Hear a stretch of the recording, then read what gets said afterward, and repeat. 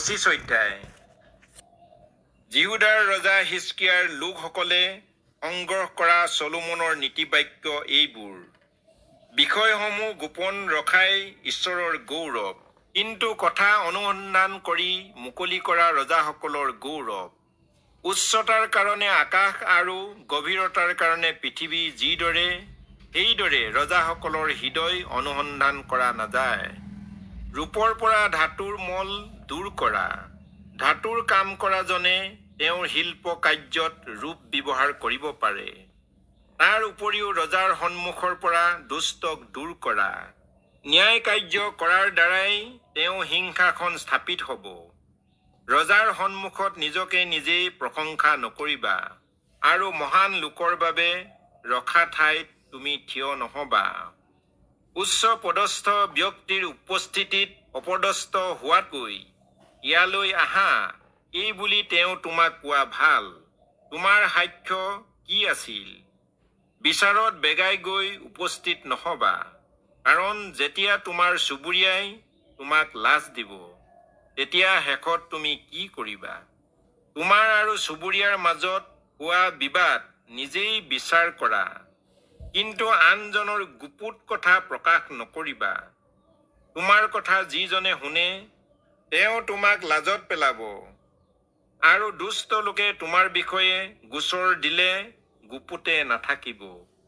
ভাল কথা কোৱাটো ৰূপৰ খটুৱা সোণৰ আপেলৰ দৰে, শুদ্ধ সোণেৰে গঢ়া সোণৰ আঙুঠি বা অলংকাৰ যেনে, জ্ঞানী লোকৰ অনুযোগ শুনা কাণো তেনে।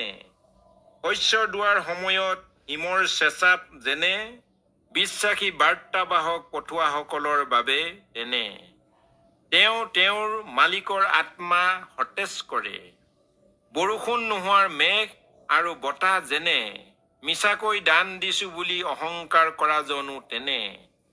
ধৈৰ্যৰে শাসনকৰ্তাই প্ৰত্যয় জন্মাব পাৰে, আৰু নম্ৰ জিভাই হাড় ভাঙিব পাৰে।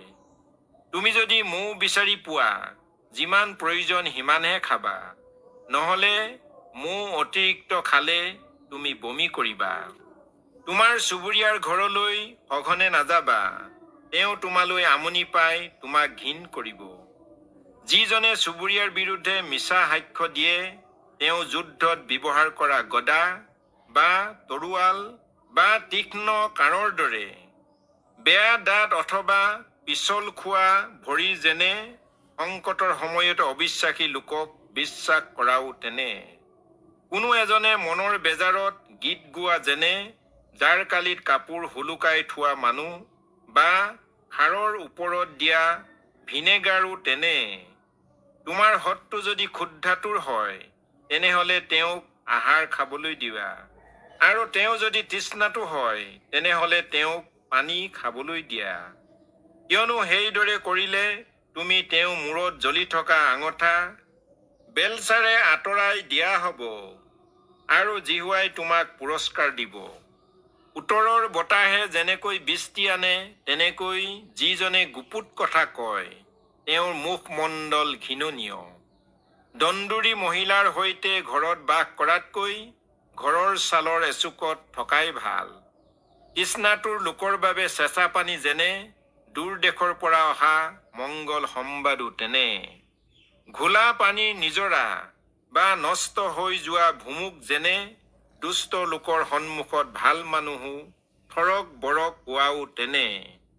অধিককৈ মৌ খোৱা ভাল নহয়, এয়া সন্মানৰ উপৰি সন্মান বিচৰাৰ দৰে হয়। যিজনে নিজৰ মনক দমন নকৰে, তেওঁ গড় ভগা বা গড় নথকা নগৰৰ দৰে।